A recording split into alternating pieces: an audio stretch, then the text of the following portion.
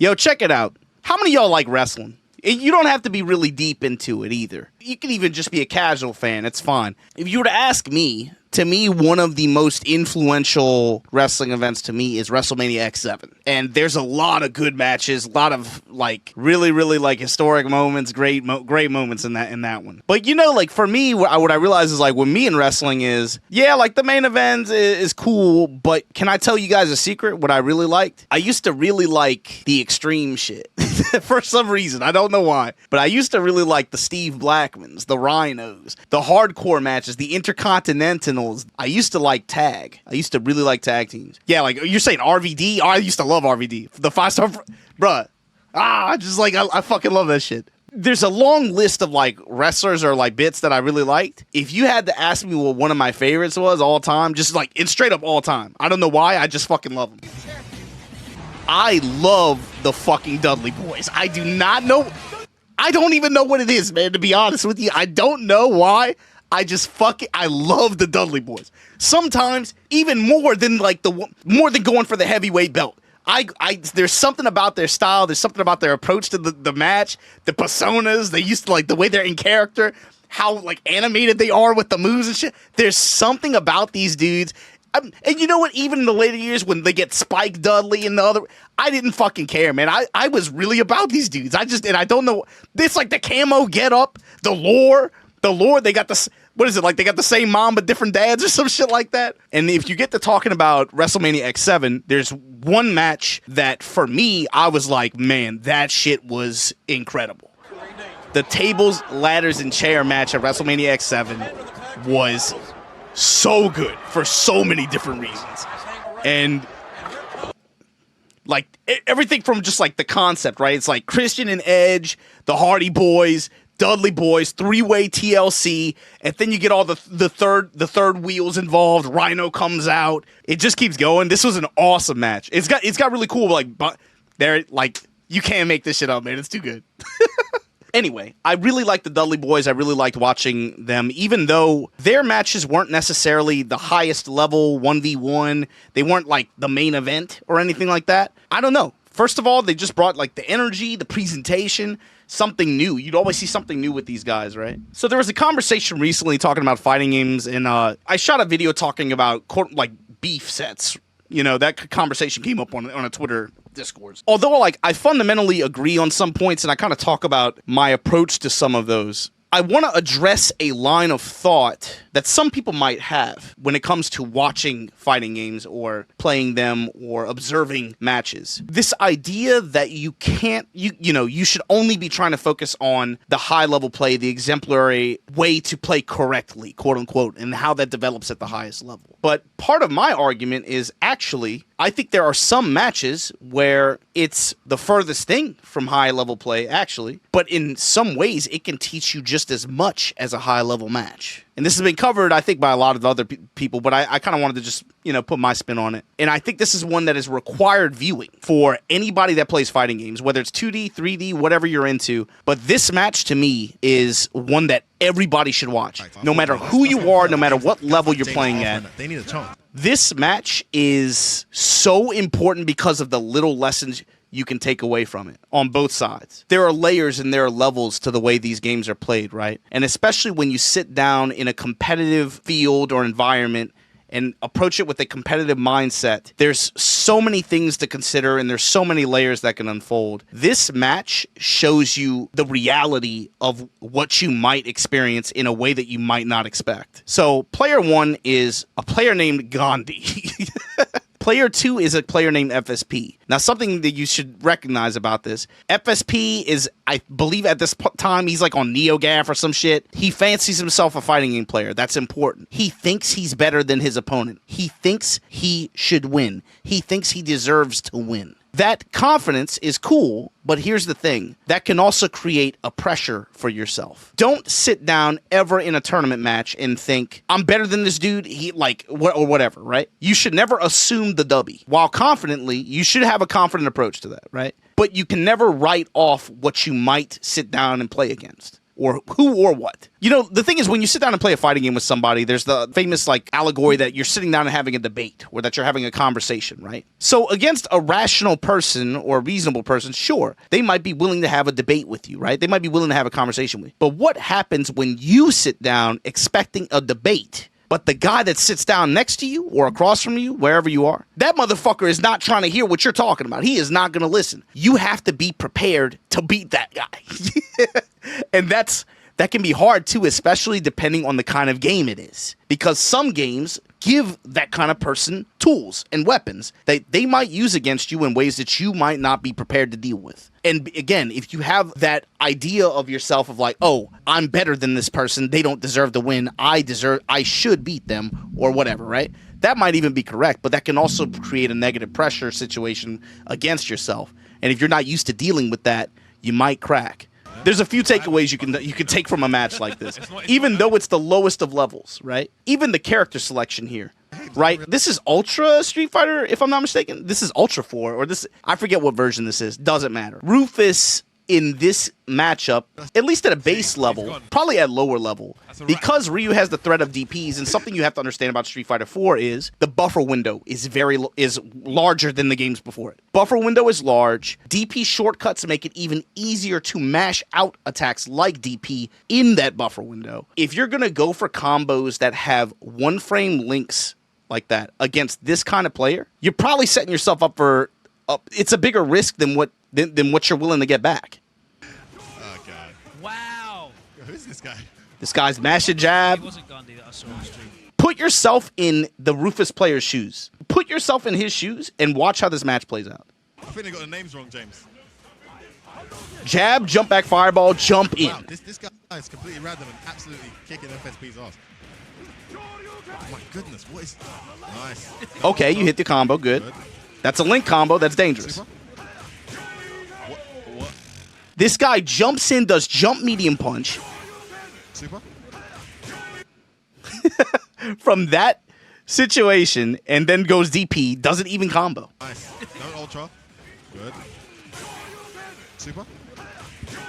No ultra. And this is important to note too. This guy up until this point has showed you he's not interested in blocking, he's not interested in guarding. He's playing it or approaching it as if this is a mid-level player who is maybe going to try to rely on crouch tech, which will put out a normal in the event that a throw doesn't come. Rufus has the dive kick, which in a lot of situations will check that. If the dive kick is high enough, they'll catch the recovery of the crouching normal, and then you're going to get a combo, right? This dude's not interested in mashing crouch tech, and at this point, he's shown you that. So he goes for the re-jump, he goes for the dive kick to check it, and he hits a DP right there. Sometimes you got to be like water a little bit, right? And take what the other player is showing you and adapt to that. Now, sometimes it's not about necessarily playing to their level. You don't want to get on your knees and look them in the eye. But maybe like hunch over a little bit and look down on them like at the top of their head. You want to play a little bit better than them. The next layer. If they're showing you that they're only capable of layer 1, you go to layer 2. This kind of player, the way you beat them is by simplifying your game plan and reducing it into easily executable quick steps. Let them hang themselves. They're going to do things that are not safe. Can you make the simple checks and execute a simple game plan to punish them for that every time? The best punish sometimes isn't even what's important. And this is a big thing in Tekken too. You might not know all the frame data that your opponent is throwing at you. But what's important is that you do identify some things and you take the punish that you can get or that you know about. You know, watching James Chen at the Sajam Slam, he lets the fear take over. He's letting the mid power crushes that are, well over -10. He's blocking them, but he's not getting any. You don't even need to get the optimal punish. Get something. Getting something is better than getting nothing. What the... Whatever. That might happen one time. You let that go. It's relentless rush down pressure. You can't deal with it. And immediately, this is another thing too. Peep the body language difference. Gandhi is just playing, accepting the match, digesting what his opponent is doing. This dude is losing his fucking mind one round into this thing. Listen, as somebody who has been this guy, even recently, you don't want to be this guy. Mentally surrendering and mentally destroying, like you're getting trapped in your own thoughts and stuff like that. The second that happens, you've already lost. And the psychic show you. And peep the very obvious pattern. The commentary, they talk about this too. Jump back fireball, jump back fireball. And by now, Gandhi is doing some basic checks here, and they're working. He throws a fireball, and he's now playing a reactionary game for a minute. Okay, this guy jumped. My simple plan, he jumped. DP. Oh, goes to EX just to make sure. Wait. The whiff jump into the crossface fireball. What? The sweep. Simple, just jump in heavy, jump in sweep. FSP is completely... Just peep it. FSP is Now, that sweep is not safe against Rufus. And the big thing is, too, he has meter. I'm pretty sure Rufus can punish that with a few things. He might even be able to punish that with a sweep of his own, maybe? But also EX Messiah. There's a few things that he can do against that sweep, but he's letting that go. And that's, again, like, you have to have some kind of sense of, like, you should be approaching some matchups with a basic sense of key punishable attacks, right? The whole time, they keep it on this scene, and I like that they did that because you could see the body language the whole time. FSP is completely... FSP goes in for a jump fierce and tries, I guess he tried to do like close fierce or something like that. Bro, by now, this guy has shown you if there is a gap, this dude is mashing DP in it. You have to simplify your game plan and assume that that is going to happen. FSP is completely... I want to say mind F. Now, if you're watching and you're pretending that you're watching this from the Rufus player's perspective. And again, remember, Ryu naturally kind of has an edge in this matchup too because of the threat of DP. But Rufus has a lot of tools in this game. He's not helpless. How many times have you seen FSP anti-air the jump in? This dude is jumping on his head like he's Mario. There's no anti-air yet. He might have done an EX Messiah one time. But Rufus has an anti-air button that's pretty easy to... Yeah, he has great anti-air option. All he has to do is block the fireball, wait for the jump, crouch medium punch. Or he can jump in the air and go for the lift kicks in the air into an ultra. He has like several options, but you don't see him go to that at all. He's just still approaching this as like, I got to get in there. And now it's snowballing. You can see pressure mounting. Don't do this to yourself. You got to be able to sit down in a match and take what they give you. Right now. This dude is taking so many risks. So simplify the game plan. You should not even be in the air. Stop jumping. Literally just crouch. Oh! That's a good EX Messiah. Fine. Oh, Wake up fireball. Now that's important. The jab DP sometimes because of not pushback, will put him outside the range of a close punish, like a close heavy punch spin or something like that. This is what I was talking about. It's important that even if you can't get the best punish, get a punish. Just sweep it. Knock him down. Come on. What? Should not be in the air. Stop trying to play a reactive game and just play a reactive yes. game. Yes. The way F-Word said it perfectly. Against this kind of opponent, if they want to lead, fine. Let them lead. You let them step on the shoes. You let them hang themselves. You don't have to lead. Let them lead. And be confident that you can execute a simple game plan to check their gaps. Because at this level, there will be gaps. Exposing those gaps can get you very far. Oh, please no. Please no. Why did he pull? Oh, good. Get something. Maybe he could have jumped there. I'm not sure. But the fact that he even got a sweep, that's fine. Now, look at this situation. What do you think this dude's going to do? Jump. Oh. It's obvious. He's been telling you he doesn't care about what you're selling. So you say, fine. Here, what should you be expecting? On his Oki, mind you. What do you think he's going to do? Crouch jab. Crouch jab, but just hold back. Why you just block? And again, the body language says it all. Oh, that's fantastic. This is very important. You can, again, like I said, if you're a new player or a low-level player, you can watch the set for, it's a visual guide on so many things to not do. And sometimes that's just as important as the things that you should be looking at to try and do. You have to practice keeping your emotions in check. This is brilliant. This is so entertaining. Why can't we get more players like this winning? And this is not a Street Fighter thing. This is a competition thing. What on earth? Come on, FSB. Just hold down. The jumps. Relax. Jumping for days. Relax. Oh, my goodness. Amazing psychic play there from Gandhi. Jumping for days. Sweep for days. So many opportunities lost. EX Messiah late. Thank you. And he's starting to adjust now. Yeah, so the adjustment here, overall, not bad. At least take the punish. At least just take that. But think of all the times that he's just ate jump-ins or he's just letting this guy just jump around freely.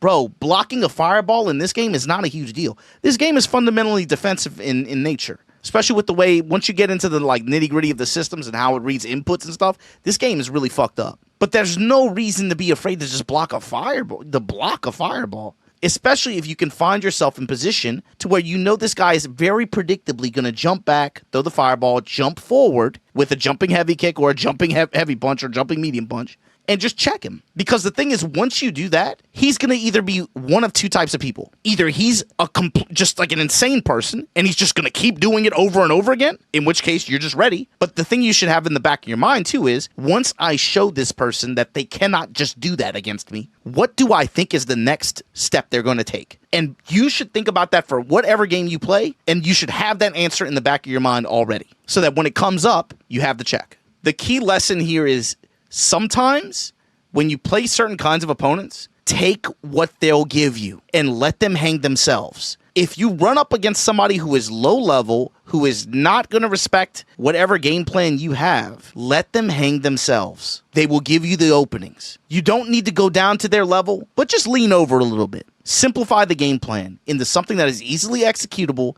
that will check what they are showing you. He's trying to play properly against this guy, and it's not the way to go. Look, and he could lose. He could actually lose. Oh my god, Ultra! That would have been Ultra, but he doesn't know about that. Oh my goodness. Just bait the deep. Oh my goodness.